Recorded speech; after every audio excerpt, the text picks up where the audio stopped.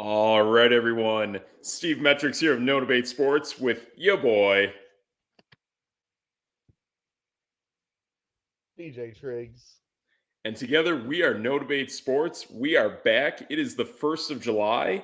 And boy, it's the first of many things, Triggs. Lots of wild NBA contracts that are just dropping like it's hot, man. Yeah, a lot of NBA like stuff that I mean, so much money just being thrown around for no reason. Very confusing. Yeah, I gotta admit, like, to me, the Celtics did what they did last year on Jaylen Brown, but I felt that Jaylen Brown is the best player on that team. And now to throw even more money at Jason Tatum, to me, is right now the third best player on the team. That's pretty mind blowing. Yeah, I mean, there. I don't know where all that money's coming from. I mean, Derek White got paid too, so yeah, it's And weird. that, and on top of that, now the Celtics are also looking to sell the Celtics. Yeah, that probably is the most confusing part to me. Yeah. So to me, it kind of reminds me of back when not that long ago, back when the Milwaukee Bucks sold the Milwaukee Bucks to the Haslams, who are the current owners of the Cleveland Browns in the NFL. And to me, it's very reminiscent of that.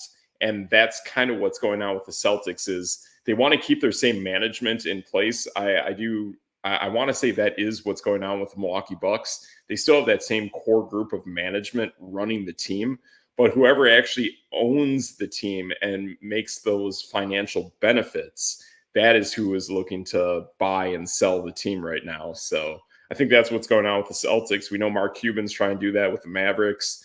Same thing.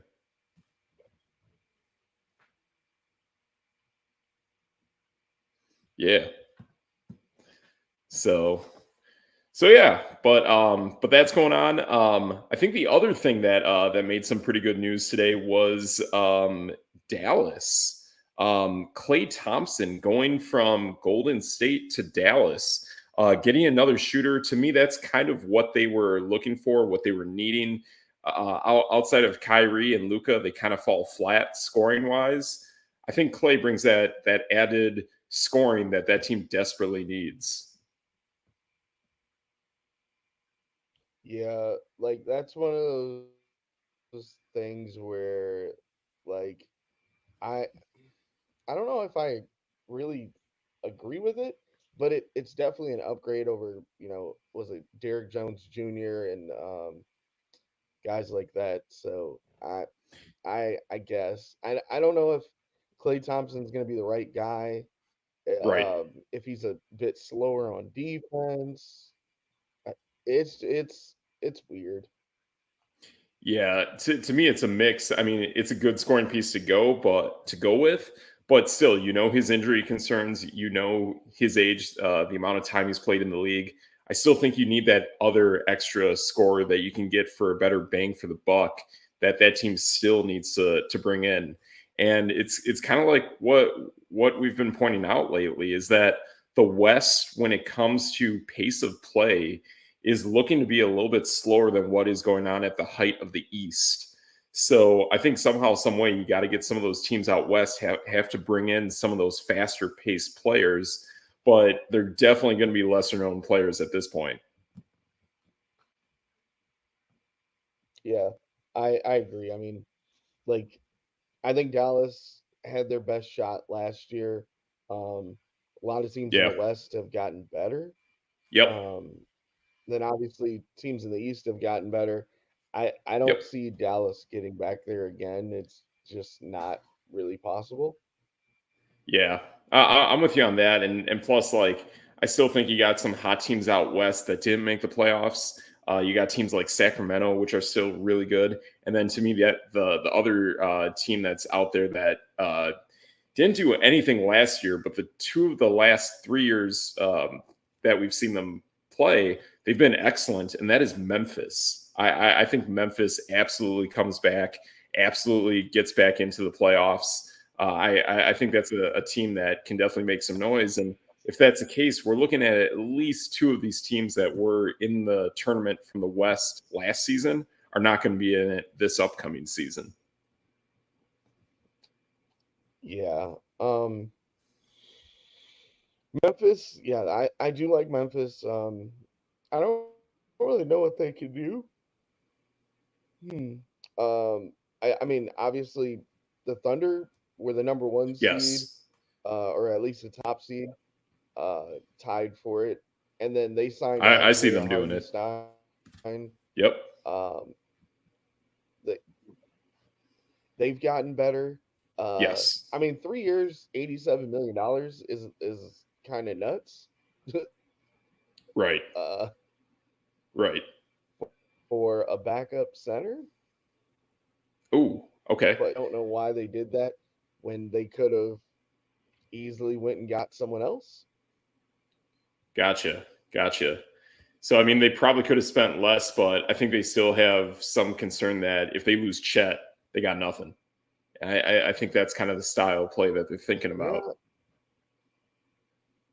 Yeah, but Uh, 29 million for a backup center is insane. I yeah, mean, it is. you Yeah, it could have is. gotten a Clay Thompson or uh, I don't know anyone. A Luke Garza could have played backup center for them. I, Right. just weird because then they spent 5 years and 47 millions on Aaron Wiggins. Um, Okay. I, I don't know. There's a lot that could have been done. Plus, this is also the same Oklahoma City Thunder that just last week or so made their deal for Alex Caruso and getting rid of Josh Giddey. I think Hmm. the reasoning behind that is more off the court than it is on the court. And to me, I think they are similar style players. I think that's what's going on there. I think when it comes to scoring, to me, Giddy is better than Caruso, but they obviously got some baggage that they dealt with at the beginning of last season that they had to get Josh Giddy out the door.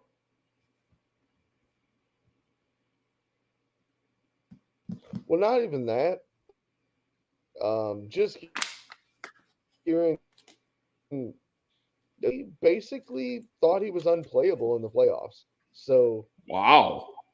How in yeah, the I world mean, did yeah, that happen? he did not play in the playoffs. It was kind of weird. Um, Basically, he can't shoot and he's not a good defender. Hmm. So, in their eyes, they didn't need that on the court. He's a really good Okay. playmaker, so he can go over there and play like the one. But the Sure. Bulls already had Cam White and Io DeSumo. So, like, Right. I don't really understand that either. Yeah. I I I don't know really why he's being brought in by Chicago, but I definitely know why he's being sent away by Oklahoma City. So like you gotta keep things right over there and they're doing the right thing. And plus the trajectory on Oklahoma City is looking really good right now. I'm along the lines that I think Oklahoma City next year probably will be the best team in the West, and I think they will be the team in the NBA Finals, barring any kind of other big time moves that are going to be made. I would like to see Minnesota make some kind of move, bring in someone that has a faster pace of play, another kind of Anthony Edwards kind of style of a player, and I kind of go along the lines that you point out that to me, there are times where Carl Anthony Towns is just not good. And then there are times where Rudy Gobert just forgets how to play defense. And for those to be your two big time bigs, I would be very concerned if I was Minnesota about those two guys. Yeah, I mean, Minnesota's probably just going to bring a lot of their own guys back, um, Right. just because they do have to spend so much money on Gobert and Cat and Edwards. So, like, I mean, they got Luke Garza for Sure. like nothing. Okay. I don't really know what that does, but yeah, Right. Right. it's one Right. of those No. deals where you're just like, no one even knows if that guy's gonna play. Right. Yeah, I see it. Stuff like that definitely has to happen. But to me, this is one of those teams that basically when I look at the top of the West, I look at them and I look at Denver and even a way like the Lakers. No. No. So yeah. So this is gonna go as an undercover like move, but Denver lost Contavious Caldwell Pope to the Oh, Magic. yeah, that's a He went scorer, there man. 3 years, 66 million. And even though like you don't really think about him, he's Oh, I the think of him. fifth guy, Yeah. but he's their lockdown three and defender. Like, Yes. yeah, I thought he was pretty important. And not only that, he was even important And back from with the what I hear, Lakers, they and I just thought he was on that team that won that title in the bubble. yeah. Yeah, he's a very And important the player. most important part about him is like Denver just didn't want to pay him, which is insane. Yeah. Yeah, that's definitely a problem. I mean, you need guys like that, and plus a guy like that can almost benefit you in terms of pace of play. And to me now Denver is getting very lumbering and slower paced, and I don't like that style of basketball right now. I think the style of basketball is totally changing in today's NBA, so that the teams like the Denver, Minnesota, and the LA Lakers, to me, they're going the wrong direction. They're trying to get bigger on size, trying to do things like that.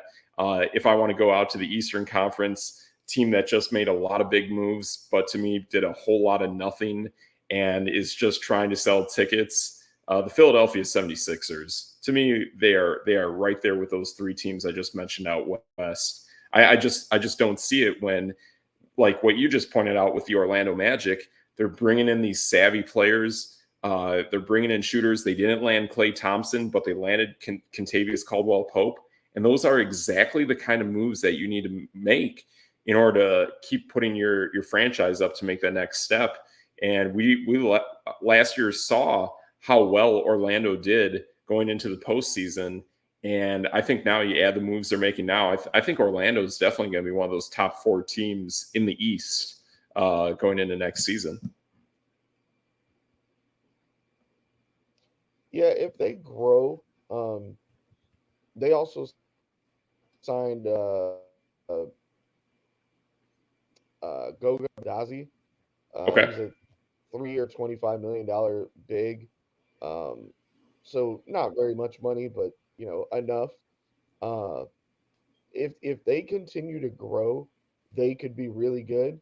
But if they kind of just become stagnant, and you have a healthy Milwaukee, Boston, Philly's looking pretty good with the Drummond and Paul George signings. No, I'm Plus not getting high on that. Maxi his deal. I'm high on him though. Hey, I mean, those two deals are pretty good.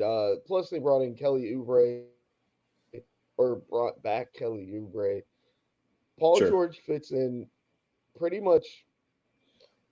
Think of him as a better Tobias Harris that can also play defense, and that is an upgrade for sure. Tobias Harris, I mean, the dude scored He 0 points stinks. in a playoff game. Yeah. Yeah, Like so like I Paul think George is going to I give think you more than anything. yeah. The best performance though that I've seen in Tobias Harris over the last 2 years definitely was in Hustle. He was one of the 76ers that was in the movie. So that I give props for to Tobias Harris. But anything else? He's also in a really good Goldfish commercial as well with Bogdanovich. That's it. That's all I got on Tobias Harris. Oh, Bogdan's the Yeah, man. Uh, he is. He is. But that's it. that's I didn't even know those existed. Yes. Yes. It's a really funny commercial. He puts his hand in the entire bag of goldfish and crackers, and then he breaks the bag that Tobias is eating from. Oh well. Wow, Yeah. Yeah. That's no debate. So yeah, Bogan's that's a pretty funny dude. oh, he is, man. He is. I think he's our generation of like Andre the Giant. He's just an awesome guy, really funny, really cool guy. I I'm like him a okay lot. with I that. think he's really cool. Yeah. So yeah, good stuff there. I mean, yeah, you're definitely a lot higher on Philadelphia than I am. I just think when it starts to get tougher, especially going into the postseason, and plus the pace of play. I mean, we're looking at Philadelphia out east. You're running with the ranks of Boston, Indiana, Cleveland, the New York Knicks. I have to see it. If they cannot show up to play that kind of pace of play, I think they are going to just get worn down.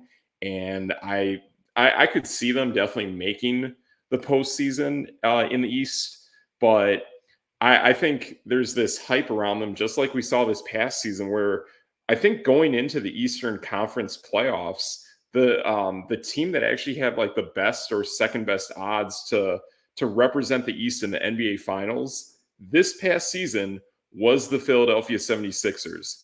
And why? I have no idea why.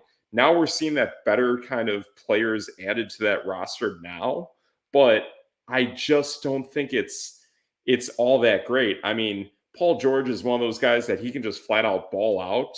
And there are other times where it's like he just doesn't want to play basketball.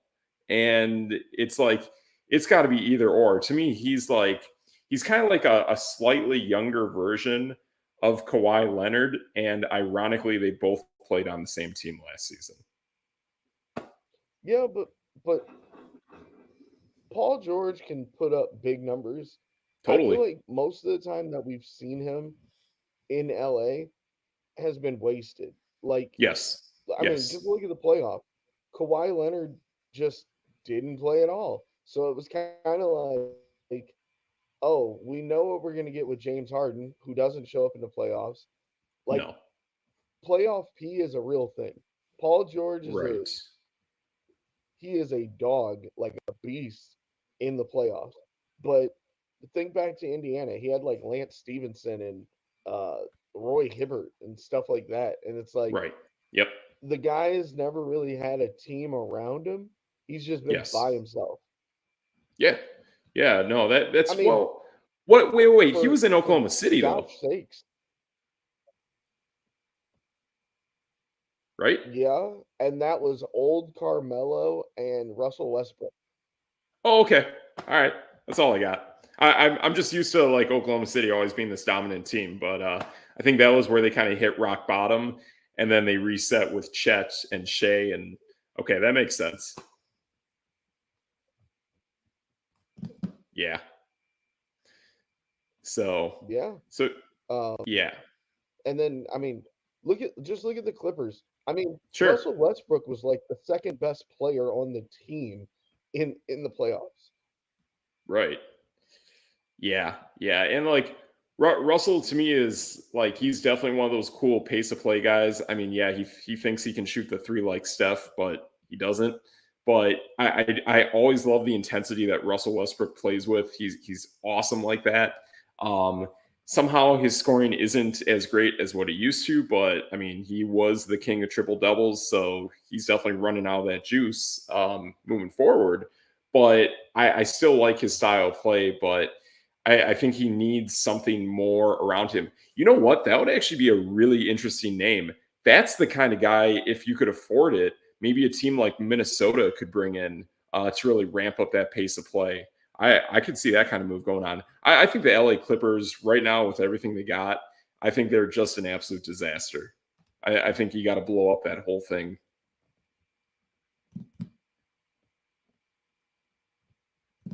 I mean, I think they are. The Yeah. only thing they really have is Kawhi and Paul George, which sure or not Paul George, James Harden. Sorry. Yeah, James Harden just signed back, but he's a guy that's going to go into the Hall of Fame of a certain establishment in Houston. But that's it. Like he's not a guy that hoists banners or Yeah, wins you championships. It's that kind of thing. probably. Yeah. So that's kind of what we see going on there. I just think it's to me, and it's ironic because they kind of share the same colors. Although I saw some new branding of the LA Clippers on the TV screen, and boy, it is confusing. Like I think it's now a new branded logo that is comparable to like Carnival Cruise Line. It's pretty bizarre. Like the LA Lake Clippers logo they have makes sense. It's cool. Maybe you can tune in a little bit. But I don't know. Their branding looks a little wild. But to me, like the Clippers and 76ers, they have a similar color scheme, but the way they kind of like show up, they get branded as like this new up and coming team that's going to win it all. And they always fall flat with like these bigger name players. Yeah, I sometimes you just gotta swing for the fences and hope for the Yeah. best. Yeah. And they're a reason why they're in the basement, or they were in the basement when they shared the Staples Center. Oh, Staples Center. Yeah, exactly. Yeah, it is what it is. I know. I think it's this upcoming season. The Clippers actually will have their own stadium. I think so. So yeah, I think those moves that they made in the past, bringing in those four bigger name players, was more of a branding to keep them on the map, keep them relevant in LA, and do that kind of thing, hoping that that would stay together going into this next season. It's not, but they did make those moves in order to try to brand themselves better moving forward. So we'll see what happens. I mean, But yeah, th- they were doing okay. they They were. they were doing okay until like Kawhi just stopped playing. Exactly, and that happens way too frequently. It's really a bummer. I mean, like the knee injuries with him. I mean, they're just racking up over time. They are what they are. But when he's been out there, he has been great for sure. And same thing with Paul George, man. When that guy is out there, man, like he balls out. And you were hoping that that combination would just stand the test of time. It didn't, and it is what it is. So I don't know. I just think I think they have to move off of these pieces and pretty much start resetting. I mean, James Harden is a shooter, sure, you got that, but you need something. You really need to start getting younger and getting faster again, and you got to do it before the Lakers do. That's what I feel. Well, I mean, this guy has a lot of legal issues from Houston, but they did pick up Kevin Porter Jr., which he is a Ah, walking bucket. interesting, interesting. If he actually shows up on the basketball court, yeah, and we know how that went. Yeah, But you're right about and I that. mean, he's young, definitely young. Sure. Bones Highland's still out there. Terrence Mann. Remember when they refused to make a trade because they didn't want to put Terrence Mann in it? Weird.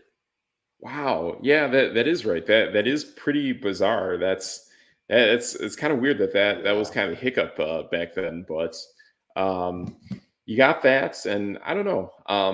Oh, what one other name that kind of came to light happened. I want to say it happened last night, and I was always hearing about that someone's going to take a shot to play with this player, and I maybe this could be another team that maybe Russell Westbrook were to find his way to. Last night, Chris Paul signs on with the San Antonio Spurs. I know it's not the greatest Chris Paul that we're seeing now, but I do like it that we are seeing someone who can actually run the point. I know they drafted a guy who actually is expected to take over and be the guy running that point, but it's nice to see that someone realizes the talent that's there with Victor Wembanyama and is gravitating towards that. I think Chris Paul is the beginning of that wave of players who start to realize, you know what, there is something special here. I mean, I think Oklahoma City kind of takes that namesake of, hey, we have a big, we also have a bona fide player in Shea Gilgis Alexander, but there is definitely something special in San Antonio. And like we see in the NFL with these players that go to states with no state income tax, San Antonio is very attracting for a guy like Chris Paul, who just went from the highest tax states in the nation in California and now brings home 100% of his paycheck when he plays at home for the San Antonio Spurs.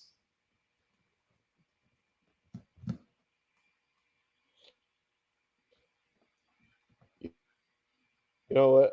I thought you were going to bring that up when we talked about Clay Thompson because he broke the Oh news yeah, about that's true. That's Dallas that with too. no income tax. Yeah, Yep, yep. Same thing with Orlando if he Yeah. would have gone there. I Um, actually, but with yeah. the Spurs though, oh, go ahead. Oh, I was talking with someone yesterday, and I heard Jalen Brown's been kind of griping lately about Massachusetts state income tax, and we did the math, and if you take his, I think it's like a $230-ish million contract he has with Boston, and if you cut that in half, and then you take that, and that's the home games and the state income tax of Massachusetts, he's basically losing 10 to 15 million dollars out of that contract. I mean, I know it's nothing compared to what he's actually making, but still, that's pretty mind blowing. That boom, 15 million gone. Jason Tatum, what he's making, 15 million is flat out going to be gone. Actually, I think for Tatum, this gave you like 16 million. It's just gone. Yeah. Um, that's wild. It But is. talking about millions being gone, Chris Paul basically just gets waived, and I don't even know how much he made. Like, but yeah, I'm sure they had to pay him somehow. But Right. with Antonio, it's cool that he's going there. I don't think he stays there all year. I really wish I could find. Maybe I can.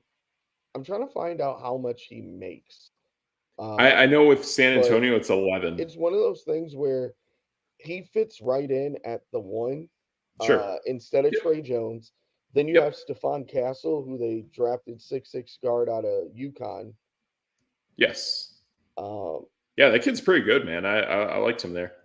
with uh, uh, Devin Vassell and Jeremy Sohan, obviously with Victor Wembanyama. Yep. Yeah. Yeah. I mean, like they definitely got some stuff going on there. I know Chris was slated to basically make. I think today he was actually scheduled to, if he was on the roster of Golden State, he was going to be booked for $30 million. So they canceled that immediately, and with that, then he Okay, signs on to San Antonio. so So I'm seeing 11 right now for yep, San yep, that's what I Antonio. saw. Yep, yep. He is he's the sixth highest paid player. Of Wow. the Spurs. Yep. Gotcha. Hmm. That's Yeah. crazy. Yeah. For sixth highest player, I mean, I get it. Like you're looking more of him as being kind of that mentorship role to see what it's like to run the point. I get it. But I think you're onto something too, that if it once they feel that the other guy's ready, you definitely cut bait and move on.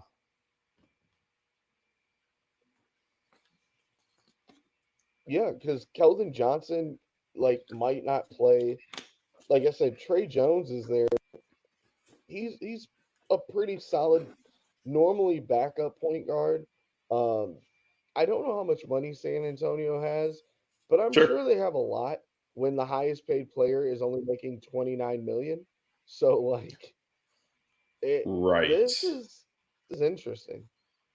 Yeah, I think that's pretty interesting that you got all that kind of money that is just waiting for someone to take it in a way. I don't know. Is there someone out there that you think that could actually be a really good free agent target that is looking to get a big payday dollar that possibly could land in San Antonio?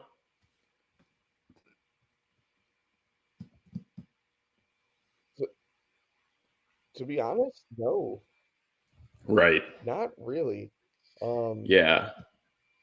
because a And lot it's of tough their to best find. players are under their rookie deal. Right.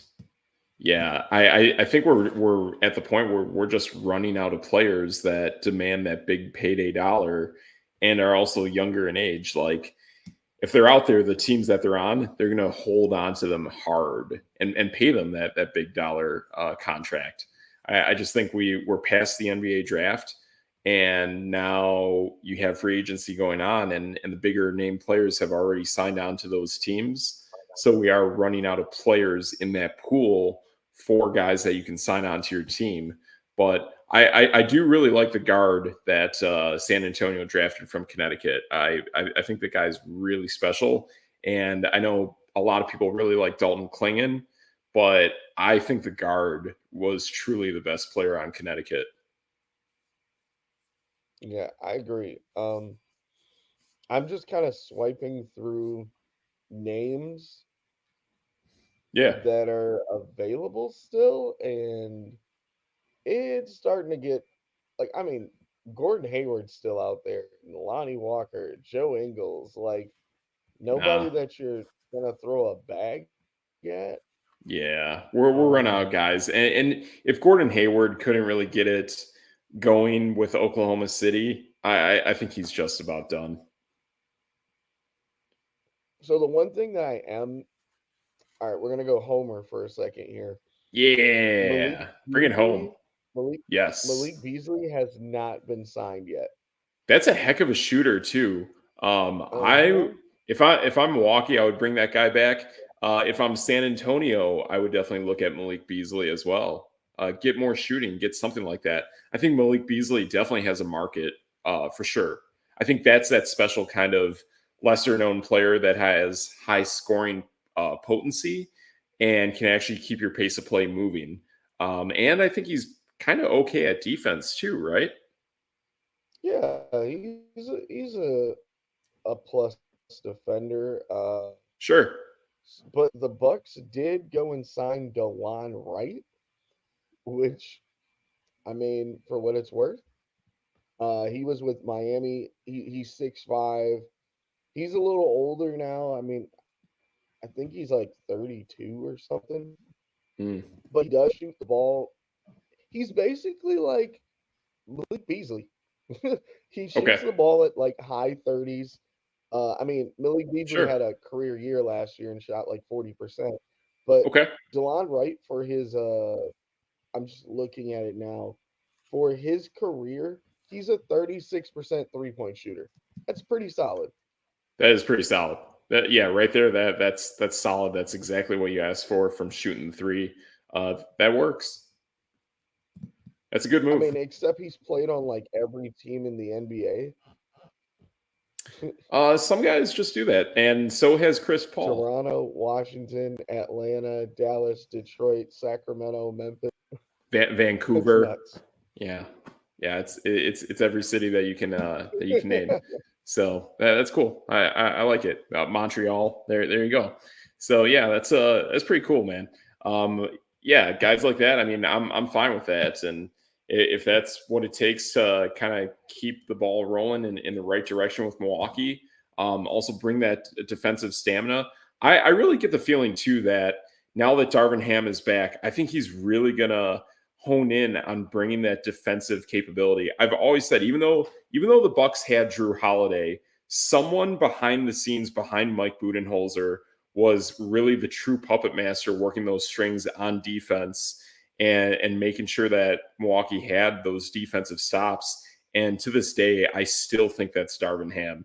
And even what he had going with the LA Lakers, playing tooth and nail both years against the Denver Nuggets, I think Darvin Ham is excellent, and I mean they're going to regret it this year. I think things go if things are the way they are right now with the LA Lakers. I think they're going to go really wrong, and they're going to really regret losing a guy like that. And I think Milwaukee's going to truly benefit, and I see Milwaukee having a really nice bounce back this year, actually. Right. And DeLon Wright in his own right is a really good defender on the perimeter. So like Sure. to get him for only $3 million is pretty insane. Nice. That's cool, man. That is actually really really cool. So, I mean, we know they're paying a lot to Giannis, Dame, Middleton, but when you can make savvy pickups like that, like you're spot on, and it's pickups like that that make a lot of sense. That with what we started the show with, and that you pointed out that having Oklahoma City spend almost 100 million on a backup center for the course of 3 years, you can just tell they completely overpaid when they didn't need to do that, and they could get a similar quality player for at least half, if not a third, of that salary. So I just started trying to find a list of like free agents still out there. Sure. Um, so going back to San Antonio, since this player did play there, what about what about DeMar DeRozan? Yeah, I was wondering about that. You know what? That is the biggest name player. That's the biggest name player that you can shell a ton of money at. He can work. DeMar DeRozan is totally that guy. I could even see too when we were talking Malik Beasley, maybe Beasley to the Indiana Pacers could actually be a smart move. Guy that can shoot, keeps up with the pace of play. I think those teams could look really nice. Even Beasley to maybe even the Minnesota Timberwolves, something like that. I do like what you pointed out with DeMar DeRozan going to either San Antonio or I think it was you that brought it up, but I could see DeMar DeRozan even to Milwaukee would make a lot of sense actually. That way you have the If they size, you have the could, pace of play. so if they could move Brooke Lopez and maybe like a I don't know a Pat Connaughton, It would cost that. I, Yep. like if you could put DeMar DeRozan in your lineup for like $20 million, that would be insane. So I don't you think would it's think it would. possible. Like Okay. I'd have to wing around some stuff, but like Right. a sign and trade with Chicago could be in Sure. the works. So that would probably, if you see that, that would probably be like maybe a 3 year, $60 million deal. Yeah, maybe. I don't know what Okay. he's looking for or how much he's worth right now, but Yeah. I you it could be nice. Yeah. Yeah, it could be. I mean, taxes here in Wisconsin are higher than those in Illinois. So he would be losing that dollar a little bit. So it might have to be a little bit over 60 ish to compensate for that.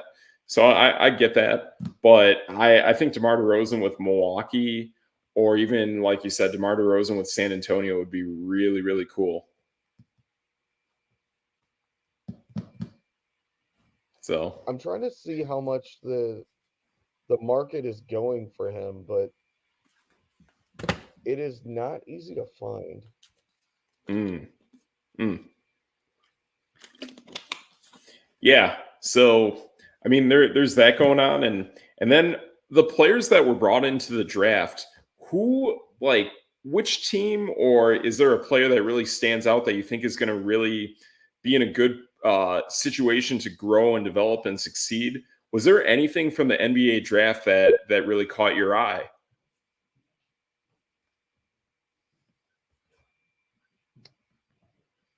Honestly, no. Like No. in a nutshell, um, like Atlanta got a wing and they don't need a wing. And then like I I just I don't really know. They're just there's too many players just getting drafted to places just because they're good players, and then you Right. sit there and well, where is this guy gonna play? Like, how many minutes is this guy gonna get? And Yeah. like, I don't really see a lot of the top players making an impact in anywhere. I do see Stephen Castle with San Antonio. I see him having a definite impact. I like that. I kind of like Zach Edey going to Memphis. I think that's a really cool play there. Yeah, Um, but y- even Zach Edey being in Memphis, though, I mean, John Morant, Desmond Bain, Jaron Jackson Jr., Gigi Jackson was really nice last year. Vernon Williams came up, or yeah, started playing really sure. well when everybody was injured. So he's like the sixth option at best. Yeah, Oh, but Marcus that's Smart's there, so seven. Like right. But for being a rookie I and I having don't really know developmental if that issues, I helps. think that's right. Yeah, no, don't get me wrong, but like that's fine, but he's not going to make an impact. Um, Right. That's true. And That's then, true. like I said, with the Rishashar going to Atlanta, you have Trey Young, uh, Bogdanovich, Tyson Daniels, Jalen Johnson, like DeAndre Hunter is there. I don't see him making an impact, and he was the top, top guy. Then you go to So Washington, they got Alex Czar, but they just spent all this money on Valanciunas, Jordan Poole, Kyle Kuzma, Malcolm Brogdon's out there. Like, I don't see him making an right. impact either. So, do you think it would have actually been smarter if Atlanta would have swapped, would have taken the other player that the other team Yes. drafted? Yes, I'm 100% with you on that. That's why from the Yep. get go, like all of a sudden, this Zachary Rasheer shows up as the number one player going for Atlanta, and I'm totally confused by it because for the last half a year, if not more than that, I've been hearing all this crazy stuff about Alex Sarr, and I thought he would have made it a ton of sense with Atlanta. Yeah. Like they had Rashawn Holmes and Marvin Bagley who took over when they moved old boy to Dallas, Right. Daniel Gafford, and then Kyle Kuzma and Jordan Poole shoot all the shots. So like you didn't need a big, like you could have used a guard or like a wing, but I don't know. That's why Washington's bad. Who goes out and spends Yes. all that money on Jonas Valanciunas? Yes. Yeah, I completely agree with you on that. I mean, there are some nice players that I see them draft here and there, and yeah, to me, Alex Sarr is definitely one of those. But you're right, the way they work the rest of the roster is really, really confusing. And to me too, like even what they had with man, I'm blanking on his name again. The big guy, Porzingis. Like if I'm Washington and I'm working on building my team and building it forward, like at that point in time, the best kind of play that we've seen out of Porzingis came during his stay at Washington. So basically, in a way, they just kind of just gave him to Boston instead of letting him grow and develop and building more of a team around him in Washington, which is why I'm with you that whoever is calling the shots, whatever ownership there is in Washington, is just flat out bad. It's like a step above or below the Charlotte Hornets. Right, and they have a bunch of like guys at each position, and it's like, well, okay, Malcolm Brogdon and Tyus Jones, they're kind of the same guy, but then you Right. drafted Johnny Davis out of Wisconsin, but he Yep. doesn't get to play. Then you have No. Jordan Poole and Corey Kispert.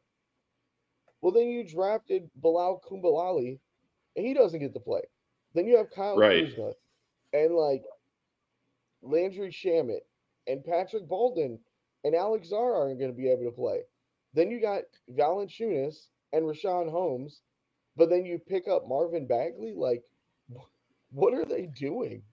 Yeah, it's almost like those teams that like you see in pro sports, you see it in fantasy as well, where teams just basically put the best player on their team instead of the player that is the most valuable, that's going to have the most opportunity to produce for your team. Yeah, That's exactly what Washington and Atlanta both should have done with their picks. And I mean, I really like Alex Sarr. I just don't want to see that guy just kind of cast to the wayside, kind of like a LaMelo Ball with Charlotte, and it just kind of falls apart. Um, I think there's something hmm really special with this guy. I mean, I remember hearing too that we were hearing the rumors that San Antonio might have a good chance to get that first overall pick, and we might see Wembenyama plus Alex Sarr play together. Maybe one day, years down the road, that might be the case, but it's definitely not going to happen now. yeah. And I mean, Atlanta doesn't get any credit either.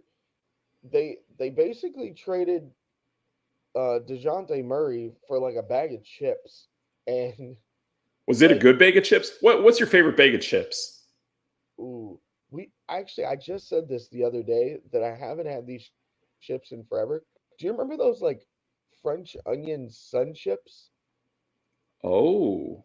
No. Well, I mean, I know those like Funyun rings, but I don't know Ooh, like a sun onions are chip. amazing. They are amazing. They are amazing.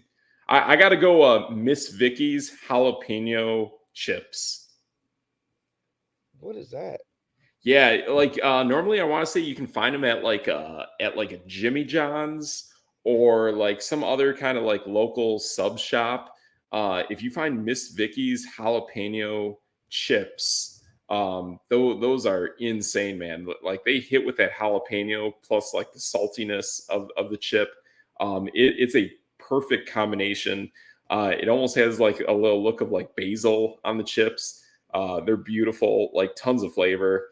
And even if you were to dip those in like French onion dip or something, it would be amazing. Like Miss Vicky's jalapeno. That's the best chip. Yeah, I don't even know what that is. Oh, So okay. that sounds kind of tasty. One I'm day. not a spicy guy though, so Oh, okay. Oh well. That's debate. that's true. I'm trying to Yep. find the that deal because like Yeah. DeJounte Murray basically like it was I thought they were talking about getting so many picks and this and that, and Sure. then like the deal went through and it was like, oh, that that's all it took. Mm. Yeah, that's it's kind of a bummer. Um I think the other one that I look on this like especially the first round of the NBA and seeing who kind of sticks out. Um I wonder what is your take on the player that the Bucks drafted. I know absolutely nothing about this guy, AJ Johnson. The only thing I see on him is next to his name is USA.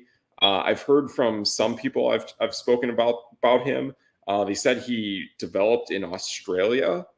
I don't know. I just really don't know much about the guy. So if I remember this correctly, he was one of the top like prospects coming out of high school. Um, Okay. he went to Texas, I want to say. Okay.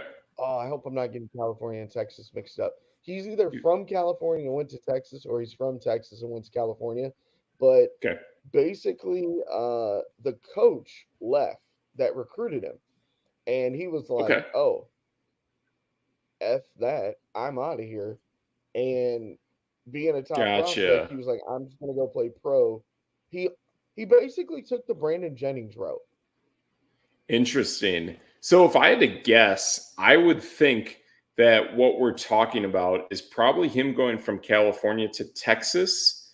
And if this is college and it is the Texas Longhorns, well, who made that switch? That would be the current coach of Marquette, Shaka Smart. He left Texas for Marquette. I think, and time frame wise, that would match up. I think Maybe. you're spot on, and I think that's the move that happened. To me, that makes a lot of sense. I mean, maybe he didn't You think want to that know he wanted something funny? to fly So to Milwaukee. the Yeah, I just went to go ahead. the depth chart, right? They've already got DeLon Wright on the depth chart, but this kid is not he's not even listed on the team. Oh, weird. That is pretty weird. Yeah. That is pretty weird. Yeah, I don't know, and I mean I've been calling it out for quite a while, man. Like the Milwaukee Bucks are hemorrhaging draft picks to the point that they draft players and they just cannot develop them. There's a major problem going on since they've drafted Yeah. Giannis with drafting players, developing them, and having those players become starting players. When we look at teams like Boston and Golden State, and they can absolutely run guys through the ranks, develop them, and then they start and play, and they're productive. None of that is going on with the Milwaukee Bucks over the last. It's more than 5 years now. You know who's probably the best draft team in like the last 10 to 15 years, maybe even 20? Maybe The even 20. The Oklahoma City Oklahoma City Thunder. Thunder. Yes, you and I like that. Absolutely. What Like, Oklahoma City I does mean, is you insane. get 3 MVPs, and then Shea is probably going to get an MVP in the next 5 years. Oh, it's I coming. could safely assume that. Yeah. Um, and then like throw in like a Serge Ibaka, Steven Josh Adams, Giddey. Josh Giddey, Lou Dort, Yep. Chet Holmgren's in there. Yep. Like they have been hitting. Oh, Yes. J Dub. Okay. Yep. Yeah. Like wow. And then they started everything not officially as the Oklahoma City Thunder, but getting Kevin Durant Yeah, from the Seattle SuperSonics, relocating to Oklahoma City. They've started on a really good note, and it's flourished all the way to today. So yes, I am 100% behind you that the Oklahoma City Thunder, that is the best drafting team in the NBA over the probably since 2000. yeah. I'm really trying to find. Yeah, I just insane, insane, insane. And then you had a team that was like hoping to tank so they could get a better player in Philly, and they only hit on one guy. Yeah. Yeah, the trust the process tank strategy, I think it really backfired. And it didn't just backfire on getting that one great player like you pointed out. I think the supporting cast just fell flat as well. Nobody really wanted to go there to be a part of it until it kind of got to be too late. And then at that point, too, you had your other Eastern Conference teams that were just better and have been better built over that period of time. Like tanking for multiple seasons truly backfired and set that franchise back at least 5 plus years. Yeah, And now it's getting to the point that having, agree. yeah, yeah. I mean, they're probably gonna just lose Joel Embiid his entire career essentially. And the development that I've seen from Joel Embiid since he came into the league from Kansas is like night and day, man. Like he is a far better overall player than he was coming out of college.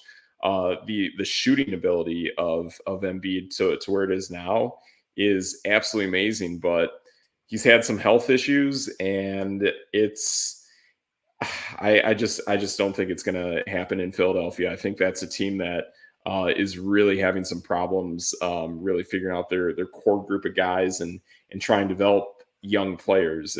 I think it's really going bad, like you point out.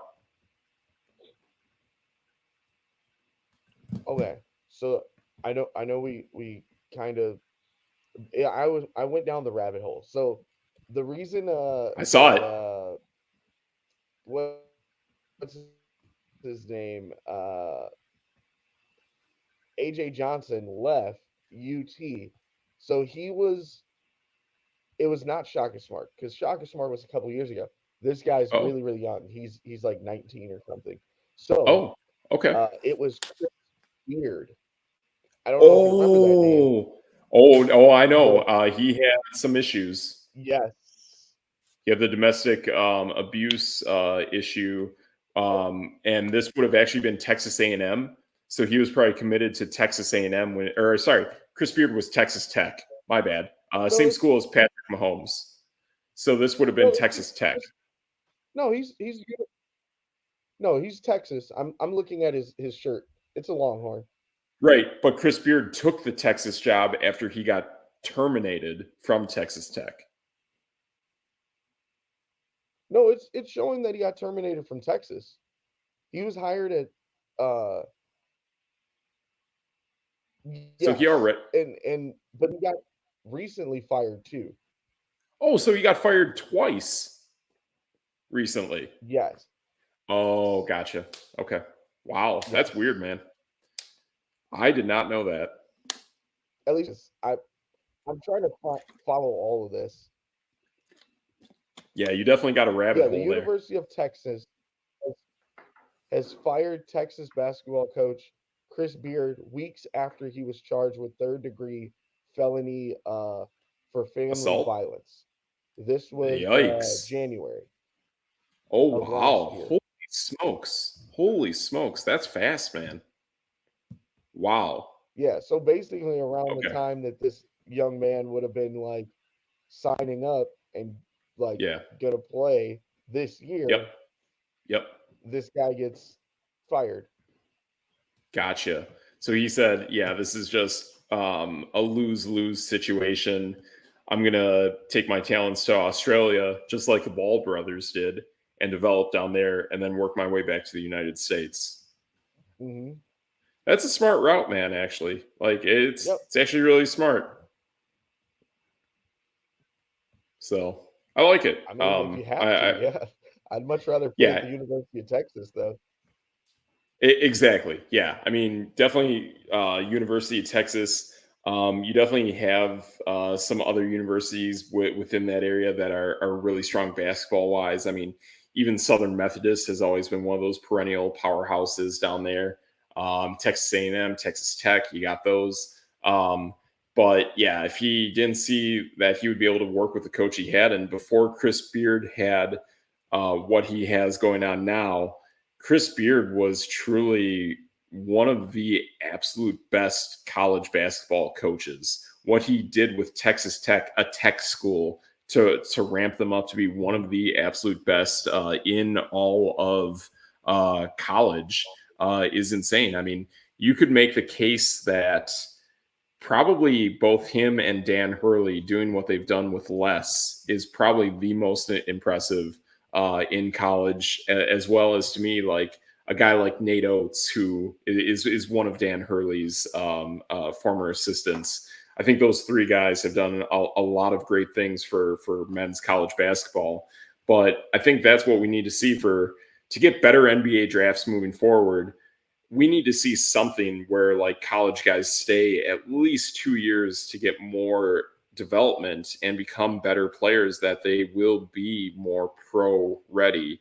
And unfortunately, a guy like Bronny James is just not is totally not there, and he won't be.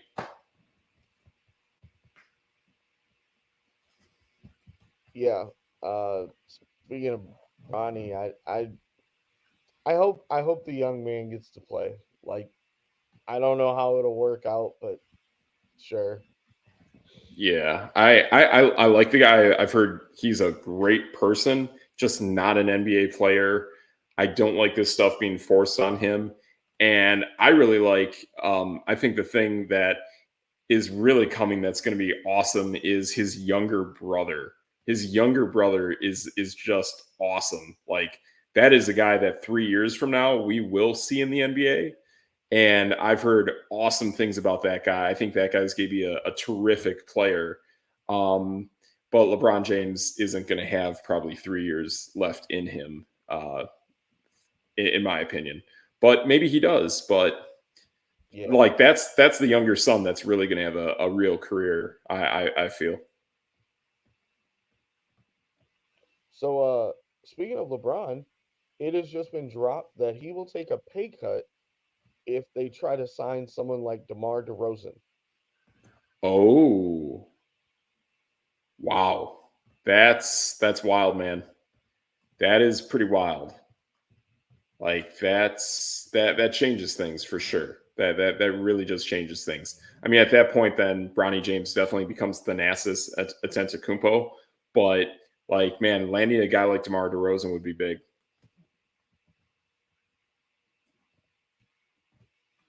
Hey, hey, hey! The nasty is that guy.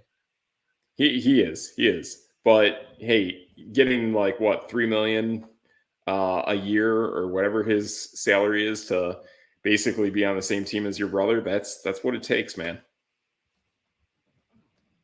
So Sometimes you just got to keep people happy.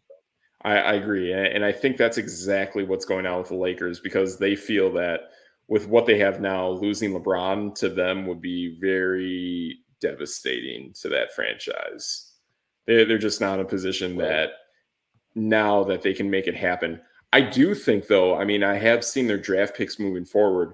They do have 3 draft picks next season, and they have 2 draft picks the season after that. So they do have 5 picks over the next 2 years that they can start to build that developmental process.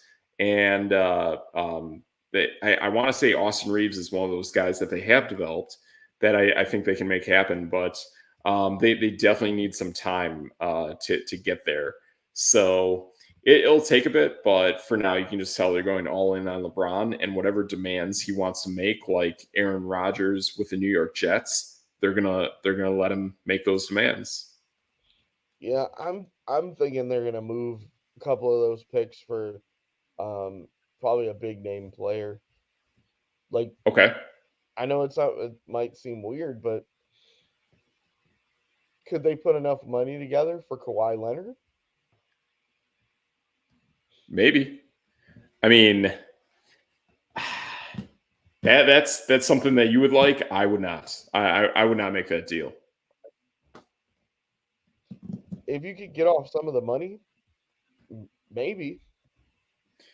It's true, but we are definitely looking at a point now too where if the Lakers go so all in, lose all that draft capital, and then lose all of their guys. I mean, DeMar DeRozan, I think he's still got some time to really produce.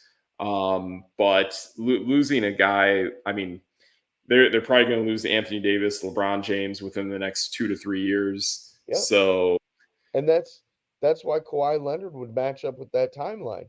All three of them would retire around the same time, and now you have three max spots to sign whoever is the top guy at the time. gotcha.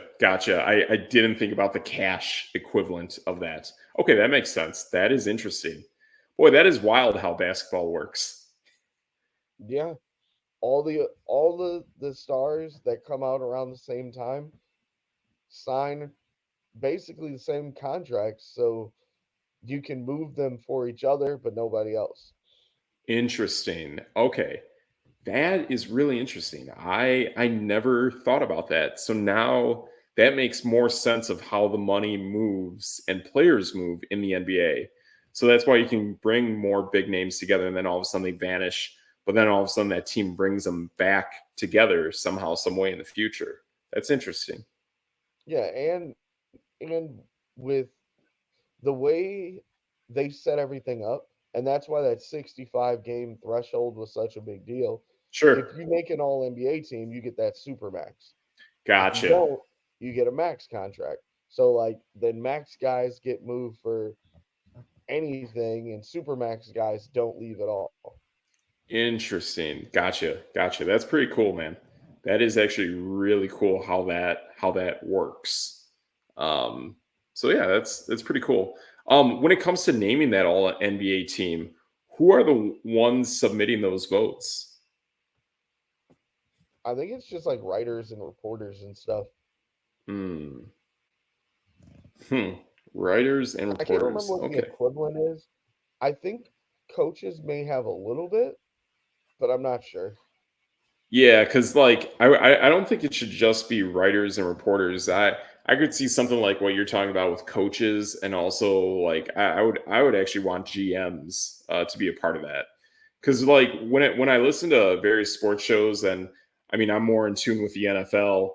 Whenever I hear commentators talking about certain players and what they've heard, their sources are either current or former general managers. So I Yeah. would think they would have the best knowledge on the player pool that exists in whatever sport it is than anyone else. So when it comes to naming those all NBA teams, I would want general managers to have close to about 50% of that opinion. Yeah. I mean, just look at ESPN's like lineup, right?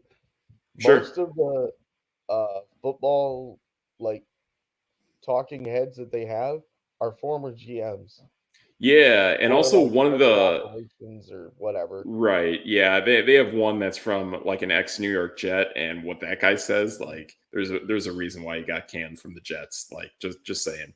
But there is that what's his name? Bob. I think it's Bob Oh, Myers. wait a minute. He just said you you take that back. He just said that Jordan Love is the greatest quarterback since sliced bread. Oh, okay. I'll give him that. I've not heard that, but hey, you and I think have been on that way before him, so I'm okay with that. Wait, you didn't hear him say he like wrote an article and like everyone on ESPN's been bashing him. He said if he was Really? going to start a team right now, he would start it with Jordan Love first. Yes, I agree with that. And to me, there's only two guys that if I'm building my franchise at quarterback, they're the guys I start with, and it is Jordan Love and it's CJ Stroud. That is one A and two and one B. Yep. Those are the guys. So yeah, I absolutely support. I think I did And see that, but there was more outrage about it than I thought. So I was like, oh, I'm okay with that. yeah, like I mean everyone like he's on every show right now defending that. There was a point where Tough. Stephen A. Smith and like Ryan Clark were like, "Oh, what about CJ Stroud?" He's like, "I'm not bashing CJ Stroud. I would just pick Jordan Love." And then someone tried to say like Lamar Jackson and Joe Burrow, and he's like, They're "Yeah, old no, and I'm beat good. up.